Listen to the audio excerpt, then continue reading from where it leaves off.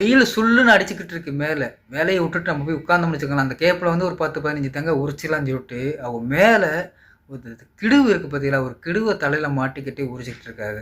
அந்த வெயில் கஷ்டத்தை விட உண்மையிலேயே இந்த வீடியோ பார்த்துட்டு இது கொஞ்ச நாளைக்கு முன்னாடி நம்ம ஒரு குரங்கு வந்து யாருமே அந்த குரங்கை யாரும் சேர்த்துக்கறல. ஆனால் ஒரு பொம்மைக்கு அது விளையாண்டுக்கிட்டு இருக்கும்போது இந்த வீடியோ வந்து ரொம்ப வைரலாச்சு.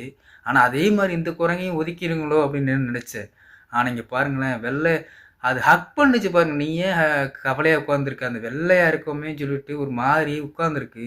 மற்ற குரங்கு எல்லாம் அதை ஹக் பண்ணி ஏன் கவலைப்படுறேன், நாங்கள் எல்லாரும் இருக்கோம்னு சொல்லிட்டு காட்டுறது பற்றியலா வேற லெவலாக இருந்துச்சுங்க. இந்த யானை செய்கிற வேலையை மட்டும் கொஞ்சம் பாருங்களேன். அவர் என்ன பண்ணுறாருன்னா, வண்டியெல்லாம் போய்கிட்டு இருக்கு, வண்டியை நிப்பாட்டி அந்த யானைகளுக்கு வழியை விட்றாரு. வழியை விட்டதுக்கப்புறம் அந்த யானையை போய்கிட்டே இருக்கும்போது அந்த லாஸ்ட்டில் ஒரு 2 யானை மட்டும் அவருக்கு நன்றி சொல்கிற மாதிரி செய்து பாருங்க.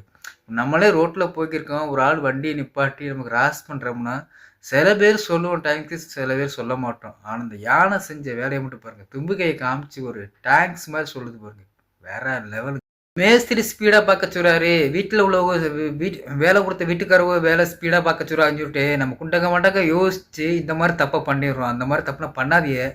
நீங்கள் யார் என்ன சொன்னாலும் உங்கள் சேஃப்டியை பார்த்துக்கிட்டு நீங்கள் வேலை பாருங்கள். நீங்கள் வந்து சீலிங் அடித்து உடைக்கிறீங்க, அந்த பழைய செவலை உடைச்சிட்டு பழைய செவலை உட்காந்துட்டு சீலிங் அடித்து உடைக்கிறீங்கன்னு வச்சுங்களேன், சீலிங் இழுத்தனா அந்த பழைய செவன் இழுத்துட்டு தான் போகும். அதனால் கொஞ்சம் சேஃப்டியாக வேலை பாருங்கள். யார் சொல்கிறீங்க மைண்டில் வைக்காதே, உங்கள் சேஃப்டியை பார்த்துட்டு வேலை பாருங்கள். ஏன்னா உங்களை நம்பி உங்கள் குடும்பம் இருக்குது.